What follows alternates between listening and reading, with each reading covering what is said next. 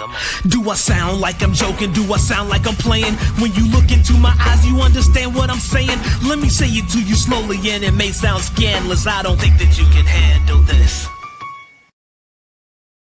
What up, people? Once again, we are on. I'm the great Mike Steph. The Mojo King is on assignment, and this is Hidden Gems Football, a part of the Mighty 19 Media Group. This episode, we'll be tackling the Sunday slate of games in the NFC and AFC Divisional Round Playoffs.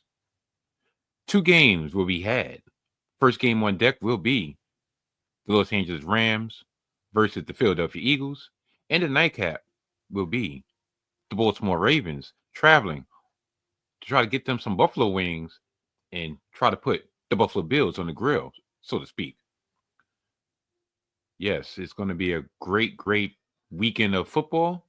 And without further ado, I think it's time for us to get to the matter at hand. So, good night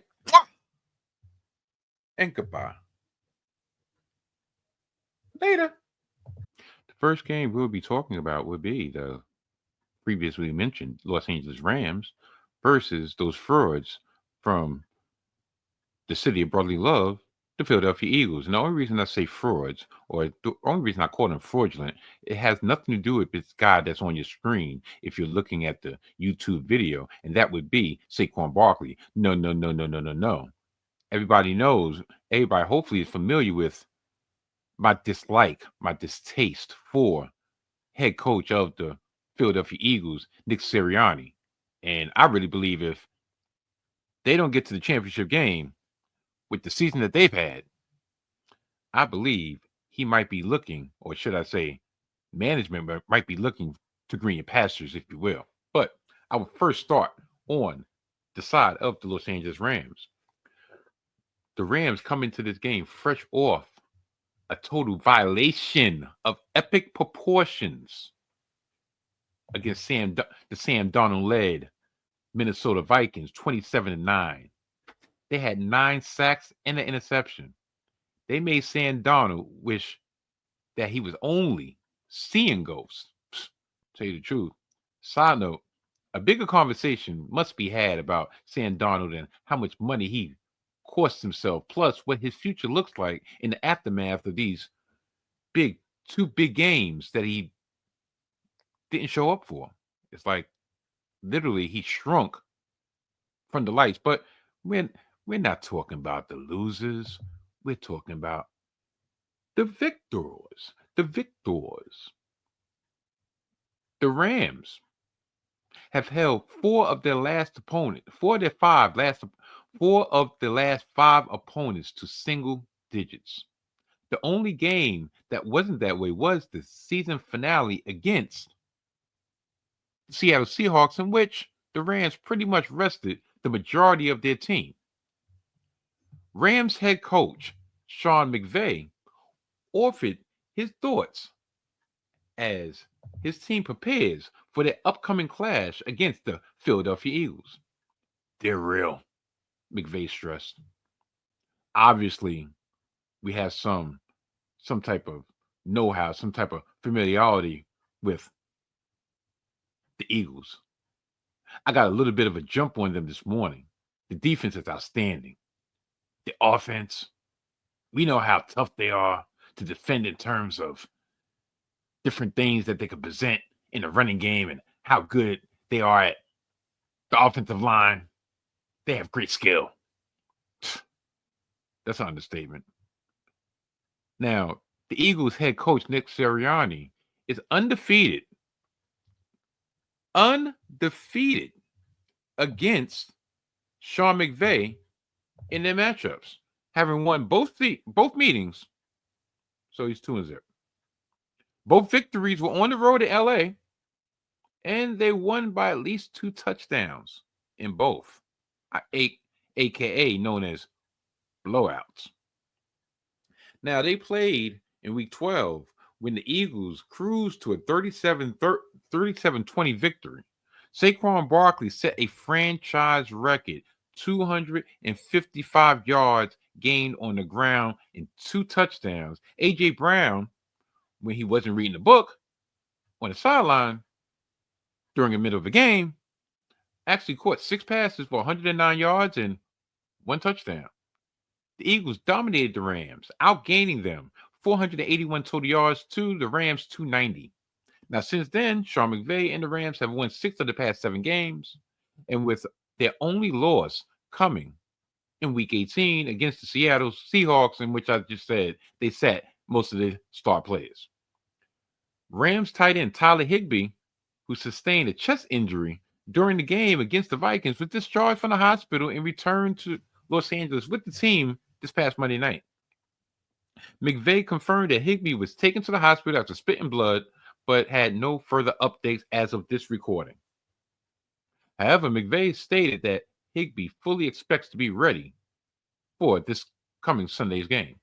Now, as for the Eagles, they beat the Packers last week in the city of brotherly love, 22-10 in an absolute ugmug of a game.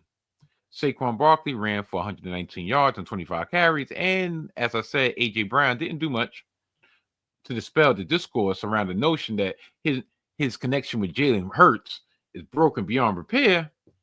He had 1 catch for 10 yards on 3 targets. When I can sum up his production with 2 hands, i.e., 4 fingers and 2 thumbs, that's probably not a good sign. And it'll probably continue that way because at least the early forecast right now is a forecast of snow during this matchup. Saquon Barkley will be fed over and over and over and over. The temperature is expected to be around 32 degrees on Sunday, making for a rather cold day. Here's one last stat before we turn it over to Mo. Do you know that Jalen Hurts in the games that he started and finished this season is 13-2? The Eagles, I believe, are 14-3. Yeah. So pretty much if they can just keep Jalen Hurts upright from start to end, I think we know which way this way is going, but I think Mo has a lot to say on this one. Hello, once again, it is I, and I will tell you why the Rams will defeat the Eagles. Well, possibly. But one thing you really have to look at here is that Jalen Hurts and A.J. Brown, there's still a disconnect there. Granted, they won, and they won relatively safely last week. But A.J. Brown had 1 catch, 10 yards? What is going on? He's reading books? I'm not really bothered by him reading a book on the sideline. It's interesting, but at the same time, not interesting. I don't really care what somebody's doing on the sidelines. But what I do think is interesting is that he is their star wide receiver. So I understand that we have a resurgence of running backs in the NFL. We have Henry, we have Saquon. Saquon's been fabulous. Honestly, to me, he's in the MVP debate, even though he won't be because we only pick quarterbacks for MVP. But he's been as important to his team in this league as anybody else. With that said, maybe this is the week they need to throw the ball. And if they do, is A.J. Brown studying the playbook? Is Jalen Hurts actually going to hit somebody in stride? I just ask the questions. The second way that the Rams can be competitive and possibly win this game is if they play a complete game like they played the beginning of last week. Quick passes to Puka Nacua, quick passes to Tyler Higbee, got a couple runs in with Kyron. Cooper Kupp was still nowhere to be found, but he made one catch. It was an important one. But they were on an onslaught right in the beginning in the first quarter.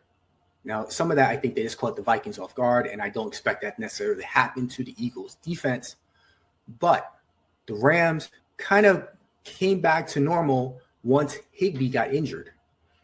Taylor Higbee, their tight end, is expected to be back this week. Strange injury. He had to go to the hospital. They said he was spitting up blood, and now they're saying, he's fine. He's going to play next week. I don't know what makes you spit up blood, but it might be dangerous. Besides the point, as long as he's okay, as long as this team's okay, it's possible that Matthew Stafford to just kick it into a couple years ago and just be the dynamic sharpshooter and run up the score. And then it goes back to the Eagles needing to go stride for stride with them. That would be interesting. With that said, I don't think it's really going to matter. First of all, I actually think that Hurts and A.J. Brown will be fine, and Devonta Smith. And Saquon is still going to be Saquon and have a Saquon game. And this Eagles defense is pretty good. I think this game should be a mismatch. Will it be? But as is, I got the Eagles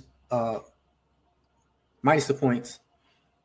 And I'll go over. I think that this game is going to go a little bit higher than everybody's expecting. Au contraire, mon frere, I actually have an answer in song form, but I might save that really for the hidden gems at the end of the program if I choose to remember. But what I will say is this. I've been flipping-flopping back and forth. Now, of course, you would give the Eagles the edge on the ground, especially with MVP candidate Saquon Barkley. But at the same time, it's supposed to be frigid, and there's a chance of snow. This is probably information that I have that Mo did not have at the time of his recording. But with all that being said, I don't know, for some strange reason, I'm thinking that just the law of averages, do you really think Nick Sirianni is going to go 3 and zip against Sean McVay? I don't know. But I will know this. That's 6. I think it's going to be closer to that. So, for all that being said, I'm going to go Los Angeles plus the 6. And the over-under, I'm going to be under because right now, like I said before, the Rams have held 4 of the last 5 opponents to single digits. Will they hold the Eagles to single digits? Probably not.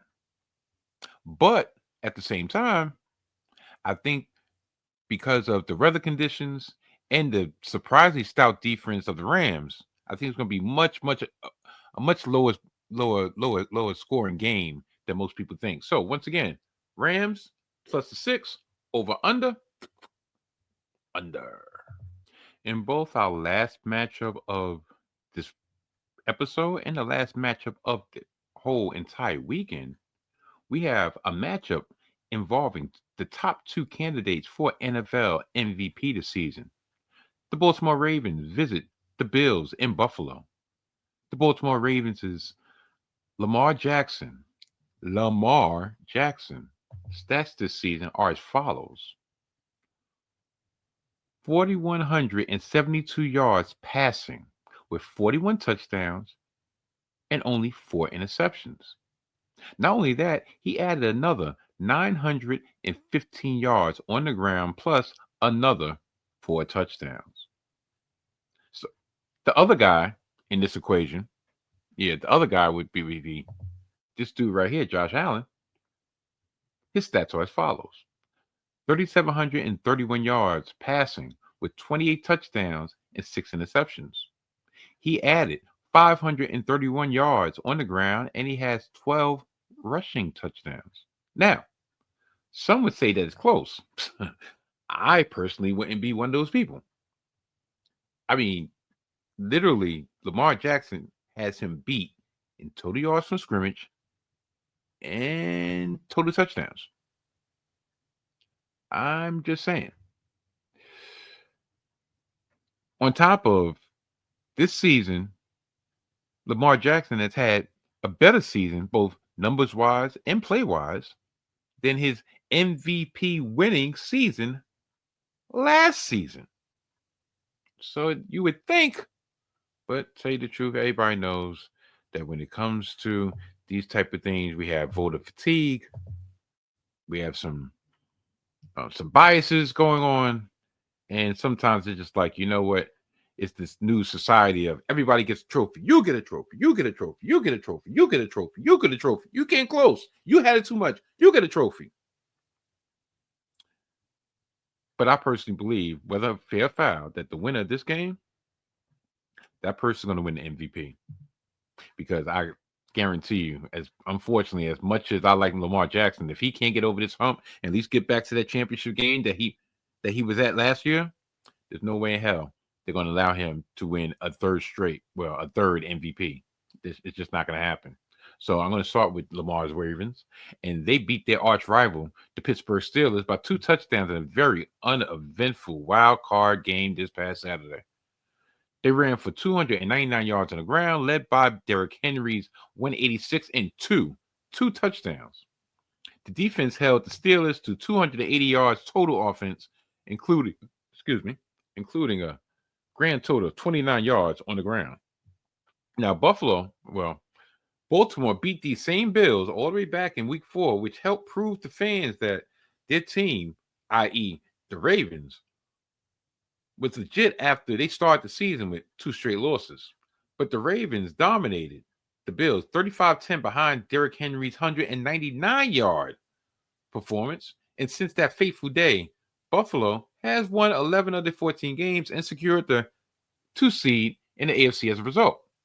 Now, Baltimore became the first team in NFL history. Well, matter of fact, they became the NFL's first team to top 4,000 yards passing and 3,000 yards rushing in a season, while finishing with a total of 7,224 total yards, the third most in league history. John Harbaugh gave these comments leading up to this playoff matchup. It's a big question because so many things stand out. They're such a good team. All 3 phases are playing at a very high level. I think the biggest thing that stands out is how well coached they are, how well tied together they are. They play complementary football. All 3 phases play off of each other. They have a defined personality in each phase. As a team, they're very physical. They play hard. They're cohesive. It's on the same page. I think offensively, they're very coordinated in terms of blocking schemes and timing of their routes and pass protections, and how it's all put together. Harbaugh told Ravens reporters this past week. The Ravens starting wide receiver, Zay Flowers, who missed the January 11th wild card game against the Steelers after banging up his knee in the regular season finale, has been a non-participant at practice since the injury occurred. Zay Flowers led the Ravens in receiving this past season en route to a Pro Bowl selection, i.e. that flag football game that's at the end of the season. Yeah, that one.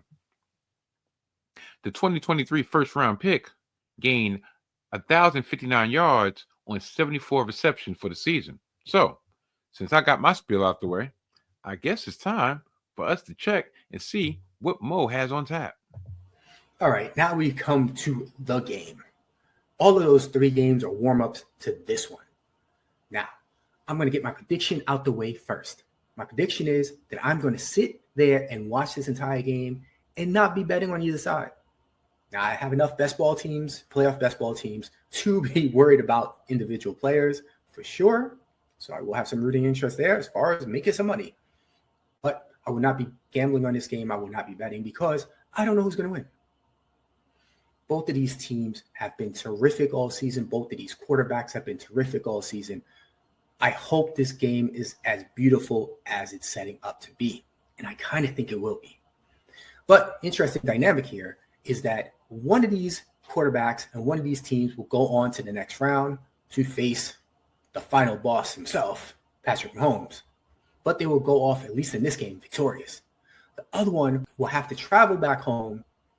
And I think the world will be talking about how that quarterback cannot compete. He will never stand up to the test of time, and he is almost worthless. And that will be a shame because obviously one team has to win this week, one team has to lose, and I don't think it's a referendum on their entire career. But that's just the way the media works these days. Now, since I didn't make a prediction, and the Mojo Prince isn't here to make a prediction for me, and the Mojo Queen isn't here to make a prediction for me. Bro, you got a prediction? Clearly you see who he likes. Hey, Mike Steph, you thought you got rid of him, right? No, he's still here. All right, fans. See you next week. Good job, Mike Steph. Man, I should sign out, but you do it. I got a bone to pick with the Mojo King. I really do. But before I pick that bone, I almost made an egregious error, and I'm not going to point it out. Hopefully, y'all will not notice the egregious error, but just in case, I'm going to actually give my thoughts on the Buffalo Bills before I actually give their pick for this week. At least one of us actually have a pick to give this week. The Buffalo Bills stomped the Broncos at home. Matter of fact, timeout. Say hi. No, just you don't got to come on screen. Just say hi. This is my lovely daughter Mia. Hi. Sorry, I didn't want to interrupt. Yes. Trust and believe. Your father is manning the ship, manning the wheel of Hidden Gems football this week. Should I get a high five for that? Self high five. Enjoy. Thank you. He's not the only one that can have cameos. At least my cameo is not a rubber chicken. Anyway, like I said, the Buffalo Bills stomped the Broncos at home last week, 31-7. And after spotting them the first 7 points, they rolled off 31 straight points in response. The Bills executed the perfect game plan in the wild card win over the Broncos, possessing the ball for almost 41 minutes of game time. Josh Allen passed Jim Kelly for the franchise playoff passing touchdown record. Buffalo has had previous success against Derrick Henry, sans early this season. In 5 meetings when he was with Tennessee, Henry topped 100 yards just once while combining for 359 yards in rushing with 7 touchdowns. That's an average of 51.2 yards per game. Colin Cowherd is on the Bills bandwagon and said the following. Why are we talking about Colin Cowherd? You know what? Forget Colin Cowherd. Doesn't matter. What matters is my pick. My pick, because I'm the only one of us two that's actually given a pick. How the heck are we going to be Hidden Gems football and you're going to abstain from taking a pick because you just want to enjoy the mastery of these two teams? Well, you know what? I'm with you, bro. But, the masses actually tune in for at least somebody to pick. So I guess I'll be that guy.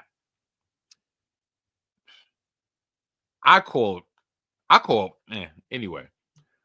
Baltimore is favored by 1 point. The over-under for this game is 51.5 points. I am going to go Baltimore. I believe Baltimore is going to get over the hump. Please, I hope he doesn't prove me wrong. But I believe Lamar Jackson is on the same mission that the Detroit Lions are from last year. Opportunities missed, and this year is the year to be on a mission to make good of those opportunities that was missed in the previous year. So, Baltimore -1. The over-under, I'm going under because I just believe that this game is going to be on the ground. It's going to be a ground game. They're going to ground and pound, and that's going to chew up the clock. And even if Buffalo does have a slight time of possession lead over the two, I just believe that there's going to be too much.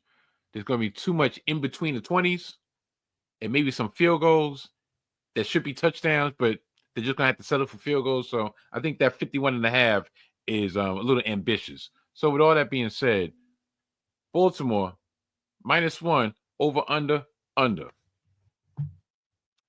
And I'd like to thank the Mojo King, the Mighty 19 Media Group for allowing me to steer the ship this week. Hopefully I did. Matter of fact, I'm not hopefully. Listen, talking about the best in the world of what he does. Of course I did great. Ain't I great? Yes, I am. But besides all that, I'd like to thank each and every one of y'all for making us the football podcast you choose to view and the football podcast you choose to listen to. Next week, we'll be back together again, dividend rule the world, getting you ready for the AFC and NFC championship games. But until then, this has been Hidden Gems Football. which is a part of the. Listen, it's 2:30 in the morning. You think I'm screaming? I'm not screaming. Do you want Mrs. Ooh, aka my wife, to come out here and put her hands around my, well, not scrawny neck, but around my simply ravishing, simply dashing neck? No. We don't do that over here. So, like I said, Hidden Gems Football has been a part of the 19 Media Group. Goodbye. The 19 Media Group presentation. Oh no. I told y'all this gotta be these are self-made hidden gems. Self-made hidden gems. What you thought y'all gonna get away with this episode without hearing Sweet Pipes himself?